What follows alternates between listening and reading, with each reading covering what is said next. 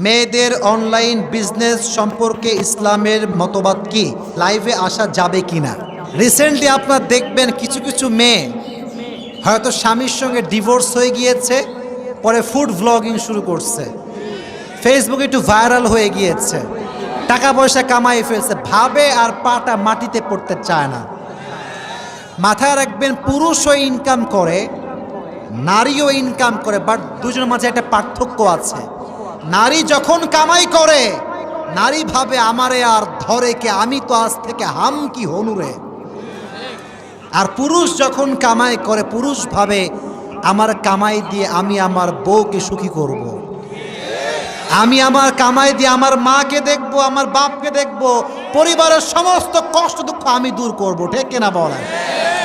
আর এটা I am really sorry to say that, but it's true, it is the reality man. যখন মেয়েরা কামাই শুরু করে, ভাবে যে স্বামী খালি একটা কথা বলে দেখো, কাজ করে দেখতেছে কি করতে হয়। যখন স্বামী ঝাড়ি মারবে, ঝাড়ি মারবি না, খবরদার, তুইও কামাস আমিও কামাই করি। কথা বলো, কারণ যুবক কথা বলো, কথা বলো, কথা বলো। মেয়েদের বিজনেস করা জায়েজ, না জায়েজ কিছু না, বাট কোনো মেয়ে যদি বিজনেসের পাল্লায় পড়ে স্বামীকে ভুলে যায়, পরিবারকে ভুলে যায়, পরিবারের যত্ন ভুলে যায়, তার জন্য বিজনেস করা কখনো জায়েজ কাজ হতে পারে না। পরিবার সবার আগে। আল্লাহ বোনদেরকে এটা বোঝার তৌফিক দান করুক, পড়া আমিন।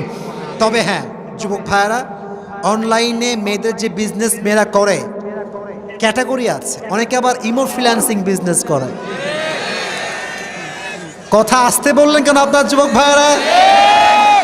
ইমো ফ্রিল্যান্সিং কোন বিজনেস এটা আমি ব্যাখ্যা দিতে চাচ্ছি না, তবে যেই মেয়েরা এইগুলো করে তারা লক্ষ কোটি যুবকের চরিত্রকে নষ্ট করে দেয়। ঠিক কিনা বল? এই বিজনেস যে করবে এটা স্পষ্ট হারাম বিজনেস। 2 নাম্বার কথা, যারা লাইভে আসে, অনেক মেয়ে দেখবেন লাইভে আসে তার ড্রেসের বিজনেস করে। তো যখন ড্রেসগুলো শো করে, এত টাইট ফিটিং ড্রেস মাঝে মাঝে লাইভে পড়ে, দেহের প্রত্যেকটা অঙ্গ প্রত্যঙ্গের ভাঁজ বোঝা যায়। এবং অনেক যুবক যখন লাইভ দেখে, I am so sorry to say that, I am so sorry, যুবকটা মতো লাইভে তার কাস্টমার হয়ে আসে না, তাকে ভোগের দৃষ্টিতে মজা নেওয়ার জন্য সে লাইভে জয়েন করে। ঠিক কিনা?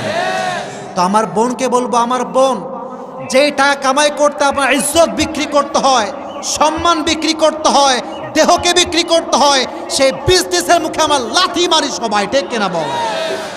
যেই সম্মান আমাকে সম্মান বিক্রি করে অর্জন করতে হবে, সেই সম্মান আমার দরকার নাই। আল্লাহ আমার বোনদেরকে হালালভাবে অনলাইন বিজনেস হোক বা অফলাইন বিজনেস হোক, হালালভাবে করার তৌফিক দান করুন। সকলে পড়া আমিন।